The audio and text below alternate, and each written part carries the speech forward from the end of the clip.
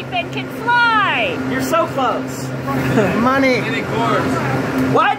Many cores. So I'm going to argue that many cores is how it is super. But what properties does it have to be super? Fast. Fast. Say it again. Fast. Louder. Fast. It has to be really, really fast. And what else? Right now. Big. Louder. Big. Come on over where everyone can hear you. Big. It has to be really, really fast and really, really big. In fact, to be a supercomputer, all you have to be is one of the biggest, fastest computers in the world right this minute. Why do I say right this minute? It's always changing. It's always changing in what direction? Faster and bigger, exactly correct. Good. So if something is a supercomputer today, will it still be a supercomputer 30 years from now? No. What will it be 30 years from now? Calculator. It'll be a cell phone. How about 15 years from now? Will it still be a supercomputer? What will it be 15 years from now? So I heard it over here somewhere. It's going to be not a wristwatch. It'll be a laptop. A doorstop. A doorstop, yes, for sure. A boat anchor. How about 5 years from now? Will it still be a supercomputer? Yes. How about 5 months from now? How about 5 minutes from now? How many of you have had this experience? You buy it, and the minute you take it out of the box, it's already obsolete. Okay, anybody whose hand is not in the air is lying. Okay?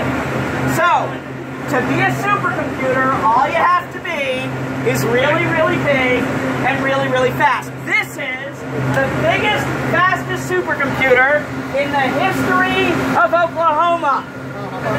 And the great thing is, every 3.5 years, we get to say that again. Okay, so, now that we know that it's super, let's drill down. How many of you have a desktop or laptop PC? Desktop or laptop PC? Okay. How many of you, your desktop or laptop PC has a little Intel sticker on it? How about AMD? Other? Okay. So, the processors, the CPUs in the supercomputer are exactly the same as what you have in your desktop or laptop PC. Okay? These ones are Intel. But they're the same flavor. In fact, if you bought your laptop in the last year, your CPU is better than ours. How many of you are excited? Don't care. Okay, so, next thing. The RAM. How many of you have a gigabyte or more of RAM in your desktop or laptop PC? 2 gigabytes or more. 4 or more. 8 or more. 16 or more. 32 or more. Oh, okay, who said 32? You got 32? What do you have? What? 64?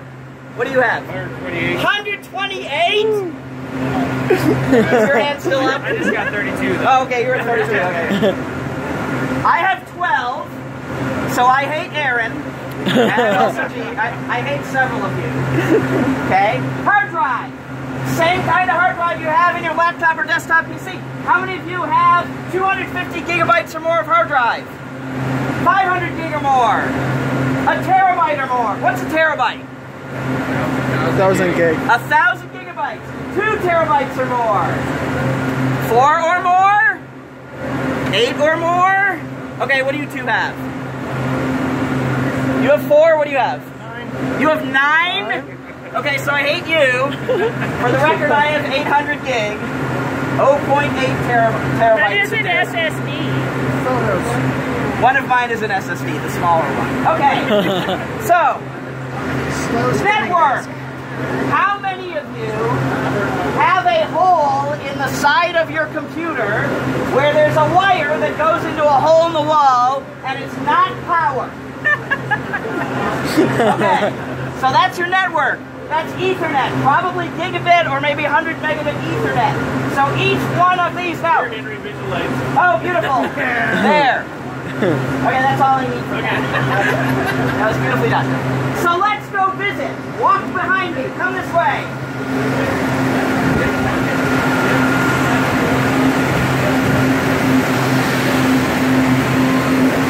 Stop right there.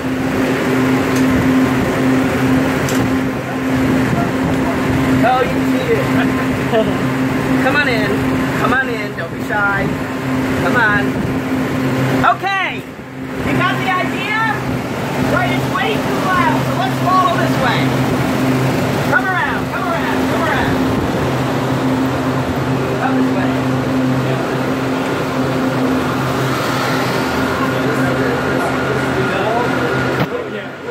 Come on down, don't be shy.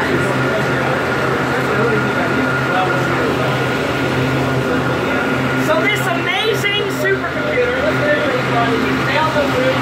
Listen on through. Bring on through. Make it go fast. Come through. Come through. Don't be shy. Come on through. Bring him in. Come on, shift over that way.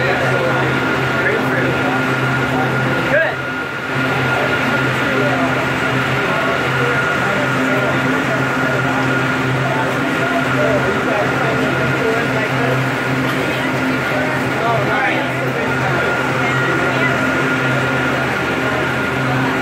Each one of these silver-backed boxes back here is a PC exactly like the PC on your desk or lap.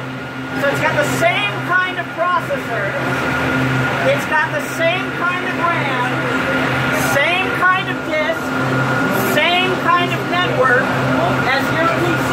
There are really only three things that make each one of these PCs different from your PC. And of those three things, two of those three things are boring and unimportant. So, boring, unimportant thing number one, instead of being shaped like your PC, they're like this, by that, by this. That's just to fit them in the rack. Boring and unimportant. Boring, unimportant thing number two, instead of one processor, each one of these PCs has two processors. But you can go to Dell.com or Gateway.com or Lenovo.com or any of a bunch of other places, anywhere on the web, and you can buy a PC with two processors in it. Boring and unimportant. But thing number three is crucial and fascinating. Thing number three, let's see if you can see it over here. So, black cables with the silver connector, that is a super fast, super expensive network. How many of you think Henry is a genius? How many of you think Henry is an idiot? Can't be both. How many of you are reserving judgment? Very smart. Okay, so you've got the same, you've got the cheap network on your laptop or desktop PC. It's called Ethernet. Everybody's got Ethernet, and the Ethernet we have here is gigabit Ethernet. How fast does gigabit Ethernet move data? That's a phone modem. Oh, gigabit. No, Ethernet. Gigabit Ethernet. How fast? Gigabit. Gigabit Ethernet. How fast does it move the data? Gigabit. What does that mean? What's gigabit? A whole lot of bits. How many? 1,000. Keep going. Anybody know? 125 megabyte. What? 125 megabyte per second. Yeah, that. We'll get to dividing by 8 later. What does a gigabit mean? Okay, I'll break it down. What's a kilobit? 1,000 bits per second. What's a megabit per second? 1,000,000 bits per second. What's a gigabit per second? 1,000,000,000 bits per second. How many of you vote that's fast? How many of you vote that's slow? How many of you vote it depends? Oh! Okay. So magic secret. For the rest of your life, when someone asks you for value judgment, what's the correct answer? It depends. Good. So, what if I told you that gigabit Ethernet was super cheap? Now does it sound like a good deal? But what if I told you the other network, the one with the black cable and the silver connectors, which is called InfiniBand, What if I told you that we spent 8 times as much for that network? How many of you vote I'm an idiot? How many of you vote I'm a genius? Reserving judgment. Oh, okay. So suppose I told you that that network is 40 times as fast as gigabit Ethernet. It'll do 40 gigabits per second. Now how many of you think I'm a genius? Idiot. Reserving judgment. But wait, what if I told you that we don't use the 40 gigabits per second? Don't say that. Idiot? Genius? Reserving judgment. Depends. What if I told you that bits per second is not the only measure of network speed? What is the other measure of network speed, Cassian? Latency. Say it again. Say it super loud. The latency.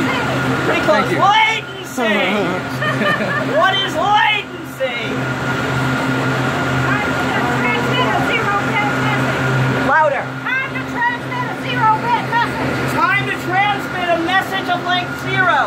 Another way of thinking of it is the time for the first bit to show up. What if I told you that when you have a lot of little messages, latency matters and bandwidth is irrelevant? Now how many of you vote I'm a genius? Idiot. Reserving judgment. Wait. What if I told you that many of our messages are very, very short? Idiot? Genius? Reserving judgment? What if I told you that the latency on the expensive InfiniBand is 10 times better than on the cheap Ethernet? Genius? Idiot? Reserving judgment? Oh, stop! I'm a genius! Wow. So it turns out that it's so much better that when you run a weather forecast, which we do a lot of here at OU, when you run a weather forecast on one of these, if you have the cheap network, it takes 10 times as long to run the weather forecast. If it takes 10 times as long, is it a forecast? Will you save lives and property? No. Am I an idiot or a genius? Genius. Let's go outside where you can hear me. We're going to talk about storage. Why do you have fire? Oh, this is actually not the feedback. Yeah. That's why they're I just wanted to get out of the loud. Now I can take off my sweatshirt. Brutal in there, isn't it? By the way, tell me something. What did you notice when you went down that middle aisle? Heat. Oh, it was cold. And what did you notice on the back where we were just now? Ooh. So computers do or don't run hot? Do. Ooh, they do run hot. How hot do they run? Anybody know? It depends. 115. So here's a good rule of thumb with your laptop. Your laptop runs about as hot as a hairdryer. Okay? By the way, why does it only run as hot as a hairdryer? Heat removal. And they throttle it. They just. Now here I'm only talking about your laptop, not the supercomputer. Why does your laptop only run as hot as a hairdryer? Lawsuits? Yes! Okay, beautifully spoken, yes! Because what will happen to your lap if we go the next level up? By the way, what is the next level up in temperature? Anybody know? So the current level is hairdryer. Where do we go from hairdryer? Are we going to toaster? Nuclear reactor. Followed closely by the sun. So that is why your laptop runs only as hot as a hairdryer, because any more than that, and it would be a disaster. Okay? And by the way, the machines here run a little hotter than a hairdryer, but not that much hotter. Now, so you noticed in the cold aisle there was cold. That's, by the way, why we named it that. And in the hot aisle, it was hot. Okay? What we have in here is we have a giant cooling system. So it's the equivalent of about 500 houses worth of air conditioning. Okay? Why do we need that? To keep the machines cool. That is true, but what was the other one? To keep it around 70, something like that. We want to keep the machines not hot. Now, by the way, they have a very broad range that they can operate through. We've run our machines at 50 Fahrenheit, and we've run them at 150, well, not quite 150, about 114 Fahrenheit. Yeah, right. Yeah. And anywhere in that, roughly that range is still safe. You kind of want to keep it a little bit down on the colder side, because the hotter you run it, the sooner it's going to wear out. But we don't try and keep our systems for 10 years, so that's not really a crisis for us. It's just generally not a good idea to run them too close to the edge of the heat range. Okay, and so what we have to do is we have to provide an enormous amount of cooling. We also have to provide an enormous amount of power. Let me give you the scale of this thing. So that machine is drawing about 200 kilowatts. All of Norman is about 20,000 kilowatts. This is a community of about 100,000 people. Consumes about 100 times as much power as this supercomputer. Or the other way to think of it is, this is 1% of Norman. This is the equivalent of 1,000 human beings worth of power draw all day, every day. Okay? So it's an enormous amount of power, requires an enormous amount of cooling, because the scary part in computing is that the amount of heat that comes out of the chip is the square of how fast the chip runs. So if you double the speed of the chip, you quadruple the amount of heat that it produces. And that's why we go from hairdryer to nuclear reactor to the sun. You very rapidly outstrip what human beings or technology could possibly handle. Let's talk about storage. We have about 500 terabytes, about half a petabyte of publicly available storage on our system. Okay? How many of you vote that's enough? How many of you vote that's not enough? How many of you vote it depends? Ooh, okay. Let's do a thought experiment. We have about 1,000 users, roughly 1,000. We have roughly about 1,000 users. So if we've got 500 terabytes, so 500,000 gigabytes, how much space do we have per user on average? Half tera. We got half a terabyte. How many of you vote that's enough? How many of you vote, okay, nobody voted that's enough. How many of you vote not enough? How many of you vote it depends? It doesn't depend.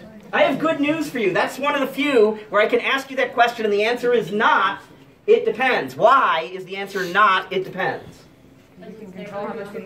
Because if you provide more, what will they do? Do we use it? They will fill it. That is correct. In fact, that's so true that we have to run it on an automatic purging cycle. That means when you drop a file onto our system, onto our storage, a clock starts ticking. You get 2 hate mails over the course of the next 2 weeks telling you that we are going to delete that file. And by the way, usually you have like 10,000 files. You do not get 10,000 hate mails. You get one summary. We do not list them all by name. We're not that cruel. But you get an email every week that says we're going to be deleting a whole bunch of your files. After 2 weeks, we delete, but it's really what we do is we move your files to a hidden secret directory. We then give you 1 week to beg and plead for us to restore them just long enough for you to copy them off to somewhere else. And by the way, we do provide a somewhere else to copy them to, but you have to pay for that. Although not much, it's super cheap. And then after the 3rd week, well, we send you another warning and we give you an extra week even though we told you we were going to delete it. So after the 4th week, we can actually physically delete your file. And over the course of about a month, we will consume about 2/3 of the available space. So if we don't do that, then what happens when the storage is full? How useful is the supercomputer? And how do I know that to be a fact? Because we've done it. You are exactly correct. Until, not this one, but its predecessor, we didn't auto-purge. And what percentage full were we all the time? 90. Between 95 and, yes, we could easily have gone over 100% if such a thing existed. That's absolutely correct. And how useful was the machine under those circumstances? What did I spend a lot of my time doing? Apologizing. Well, yes, that was part of it. It was actually mostly sending people hate mail, telling them to get their damn files off the machine, because otherwise nobody could use the machine. And that was an enormous amount of my time. Was that a good use of my time? No. So instead, now we've moved to the auto-purge thing. Now, they hate it, but they would hate not having the machine at all even more. In real life, are your choices between good and bad? What are they between? Depends. Bad and worse. That's the only choices you ever get. Bad and worse. So the options are auto-purge or useless machine. Right? Now, by the way, if the machine is useless, how useful am I? What happens to my position? It's gone. Yes, my position becomes unavailable. I think that's the nice way to say it. Am I going to let that happen? No. No. So let's talk about jobs and putting jobs on the machine. So we've got 1,000 users, right? And we've got, by the way, about 500 PCs that make up our supercomputer. So is that enough? No. How many of you vote that's enough? How many vote that's not enough?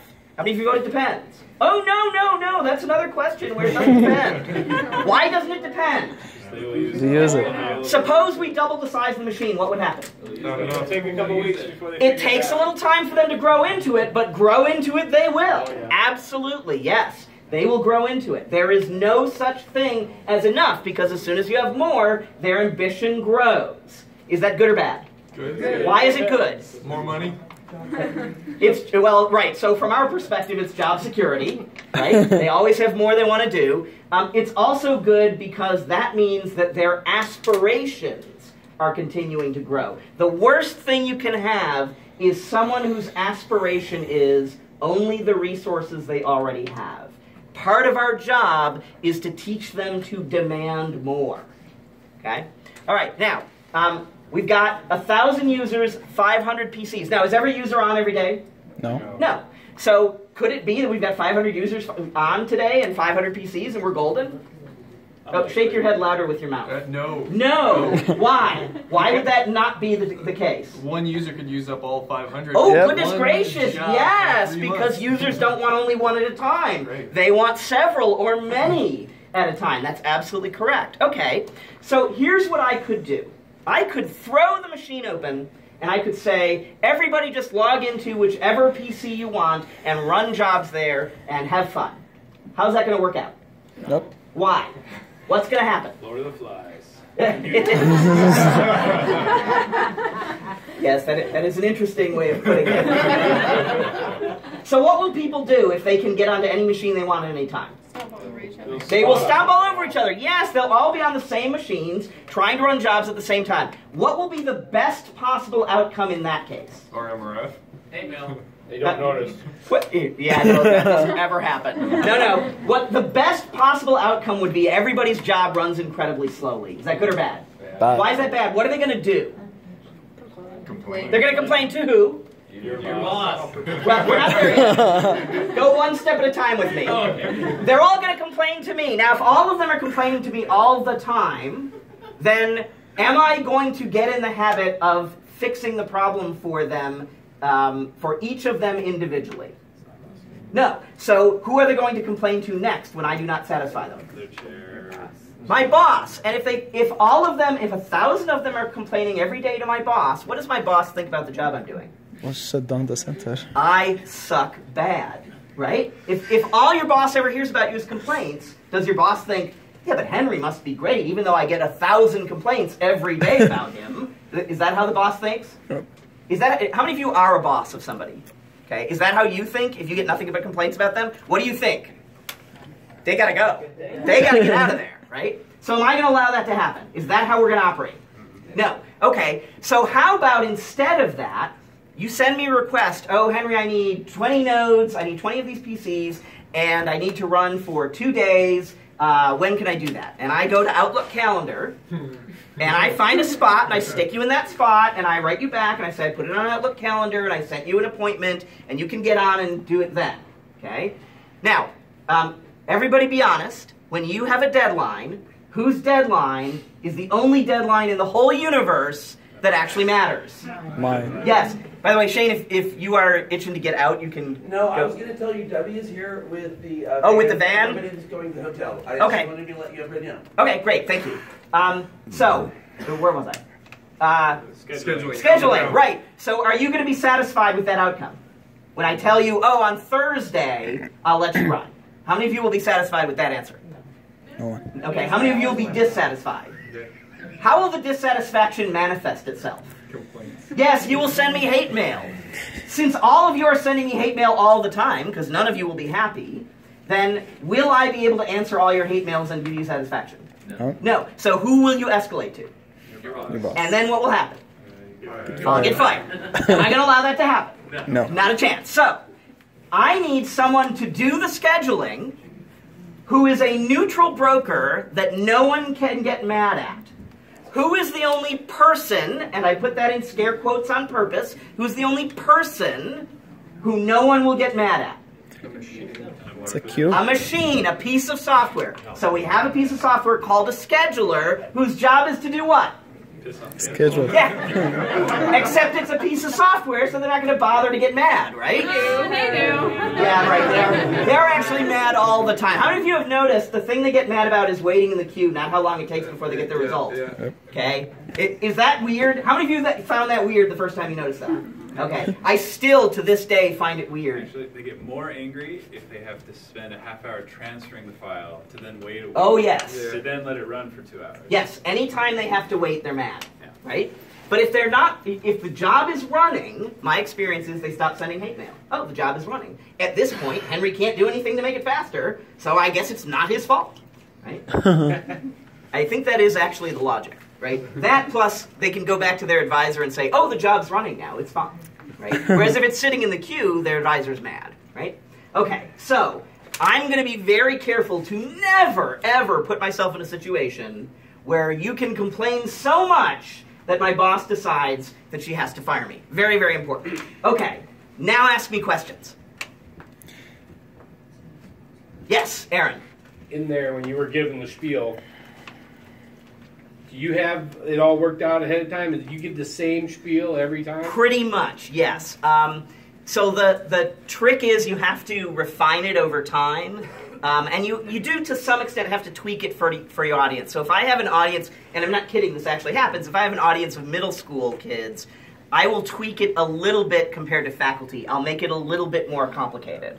If I've got faculty... I'm not kidding about this, by the way. And the middle school kids, for the record, and the elementary school kids, ask vastly better questions than the faculty do. Yeah, Shane is backing me up on this because he's seen it happen. Enough of the insults here. Yeah. It's okay, I'm also faculty. So.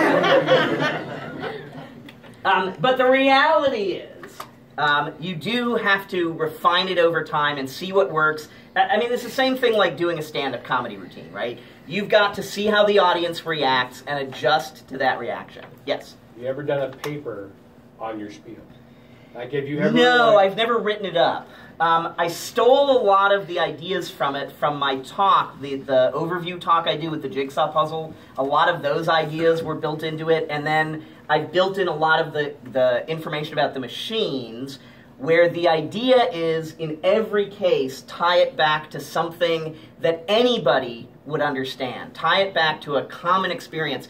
I think it was Kurt Vonnegut said, anyone who can't explain to a 12-year-old what it is they do for a living is a charlatan. So it really helps to think, how would you explain this to a 12-year-old?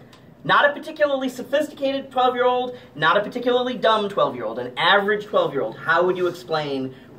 And by the way, this is not constrained to the machine, right? Anything you're doing, how would you explain it to a 12-year-old? I once actually had occasion to interview, it was about 24, mostly CS grad students for a student position. And I said, bring with you a 5-minute talk on any technical topic you want, but explain so a 12-year-old could understand. And of the 24 who came in to do it, 2 of them were able to do it properly. 2. I hired one of them. But almost all of them could not stop using acronyms, could not stop using technical jargon, could not stop assuming that I knew what the heck they were talking about. They were incapable of doing that. And I don't mean literally incapable. I mean it had never occurred to them that that was a skill worth trying. It had never occurred to them that was something important. Well, in real life, do the people with the money understand any of this stuff? They totally don't. So if you can put it in terms that resonate, it'll make much better sense for them, and they're actually paying attention. Question? So I saw 3 themes, sort of demystify the black box. Right. The second theme, here is storage, and here's why we have these draconian policies. Right. And the third was, here who decides and why we have somebody decide the queuing system. So the storage and the queuing system are really trying to capture a more broad message, which is we do the things we do because the alternative is chaos. The joke is that I get fired, but the reality is that the machine is useless. The only reason I would get fired would be if people can't get their research done. Right. So if the system is useless because we make bad decisions that don't take into account how real people behave in real life in their native habitat. This is the thing. You can't look at how researchers ought to be in your mental model of them. You have to look, and this is true across every form of human beings, but researchers are our target audience. You have to look at how researchers behave in their native habitat. What are they trying to do? Why are they trying to do it? And you have to craft all of your strategies around real-life behavior. The technology part of this is easy. The psychosocial part is the hard part. Especially those of us who are technological type people. How many of you think of yourself as more technological, more focused on things? And how many of you now have a job that puts you very focused on people? It's hard, isn't it? It's a difficult transition. I was lucky in only the following sense. I came into this job liking people and wanting to hang out with them. Didn't mean I was good at it, but at least I wanted to. I felt motivated beyond someone said you're in charge now. I wanted to understand what they needed and make things happen. That's the only advantage I had coming in. If you come in with that advantage, I think it's a bit easier. If you hate people, this is a very hard job. If you like people, then it's worth the trouble to figure out how do they actually behave in real life.